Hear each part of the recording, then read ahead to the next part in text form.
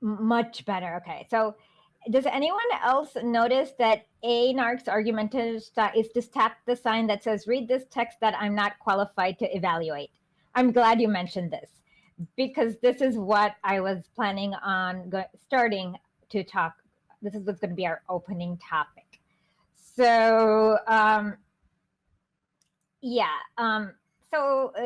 covered this in the stream the other day, but he mentioned some dumb thing called linguistic drift, which we looked up, and it's some sort of Western philosophy about, God, no, I mean, it's just some crap that, I guess, Western Europeans, mostly crap.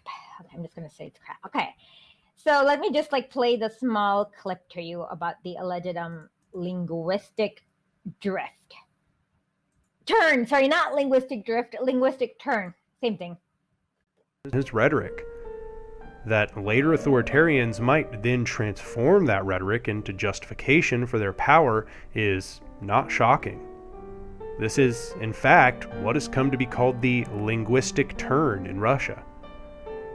In this view, then, Bakunin's critiques are being levied against the risk of what Marx's ideology might become if appropriated by a centralized state. After all, Bakunin and other contemporary anarchists recognized quite deeply that if socialism is worker ownership and control of the means of production, then the state, a centralized, top-down power structure which seeks the monopoly of violence, is inherently in opposition to socialism. Any bureaucracy that domineers the workers, directing their work, setting their compensation, and deciding. So after the stream, narrator 001 asked him, what exactly is a linguistic, what do you call it? The linguistic turn. So this is where the hilarity ensues. Okay. That's you. Okay. You're the narrators. Okay. Thank you. You made me laugh so much. Okay. If you want to see exhibition of Dunning-Krueger Club, this is it. The Dunning-Krueger Club is, the first rule of Dunning-Krueger Club is that you don't know you're in Dunning-Krueger Club. I wondered what you meant by the Russian linguistic turn. He said, the Bolsheviks rapidly redefined all the words which drove the movement using their new definitions in order to slowly erode whatever crap this is. The narrator then asked him, okay, give me an example of a linguistic turn.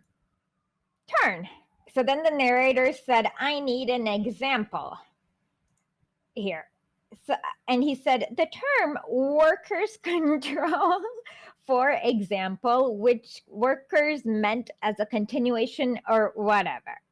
And then he told me, he put this link. Okay, notice he put this link. Okay. So not to brag, well, actually, I do want to brag because I'm capable of doing this and he's not, or most people are not, I guess. It's called reading, but let me show you what I did. He had a link, right? This stupid Maurice Britton link. Well, so I looked up the Maurice Britton link. So this is what I did. I clicked on the link. Then I said, okay, where did he get his citation? From this A.M. Pankat, whatever this is. So then I must always remind people how awesome I am. By the way, look at how much research I do and how much hard work I do and how little bullshitting I do, unlike the A-Nark. So please subscribe. And then you have to tell your friends. I don't understand why no one's telling their friends or why your friends are not coming and joining my stream, because it's awesome. I feel like I should have more people, but c'est la vie. Let's see where. Okay. So then I downloaded her thing and make new friends. Yeah, this will be a good one to start going out to bars so that you can make new friends so that you can make new friends to recommend the stream to. Yes, go make new friends. That's exactly what you're supposed to do. That is Marie. Can you see this Russian thingy? Fabzavkami Rasi is bar bie za socialticheskую fabriku. Anyways, I downloaded this source. And look, if you look at Maurice Britton's citation, the first citation is page 9 of the French edition. So, I mean, the Russian edition, it can't be too far. But guess what?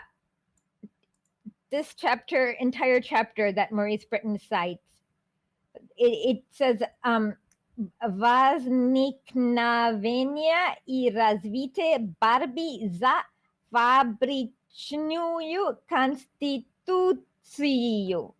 Constituцию is the word for constitution, not control. So there's a big difference between workers' control and workers' constitution. Anyways, so I mentioned this. Bitsevit said, is pre-Soviet Russian your first language or a language that you're fluent in?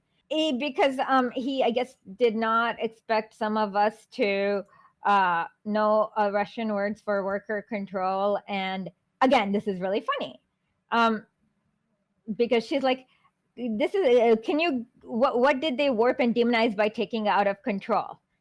To neuter the word. So then I said, why not just this was narrator. It's really funny. He says, perhaps if you give a thorough history of the terms you're talking about, like workers' control, for instance, instead of making assertion, try citing some original Russian documents that seem reasonable to expect given the nature of your claims. Yeah. He said, see, I mean, everyone thinks it's reasonable. If you don't know that, then you should leave the academic discussion to people who do. This seems very reasonable. The text I have linked cites huge number of sources.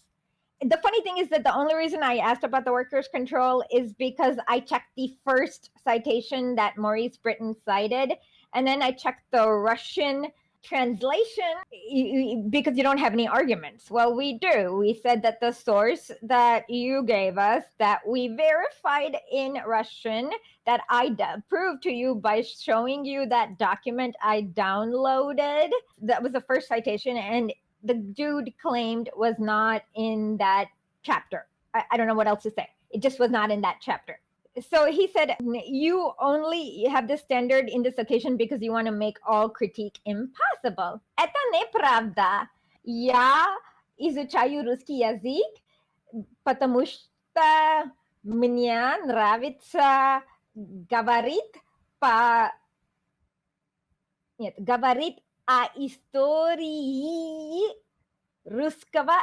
The thing about this A-Nark is that he literally regurgitates every single argument. Like all of them are the same. Like I don't know if there's no difference between any of them, but this one's funny because this is the most Dunning-Krueger I've said. So like these standards are not impossible because all he has to do is learn Russian and then critique. It's not that hard. I mean, of course it's hard, but so he wants to be able to talk about Russian linguistics in the 1917 without studying Russian linguistics in the 1917 by virtue of God knows why. It's like I don't speak about Chinese linguistics because I don't speak Chinese. So this is where you don't go to Dunning-Krueger Club. Because all he did was he kept on citing the same Maurice Britton source, and then some real Russian, natural Russian, first language Russian speakers came on and they were like, okay, tell us what you're talking about. Example of Stalin being correct again about anarchists, where he says, anarchists show nothing but their ignorance.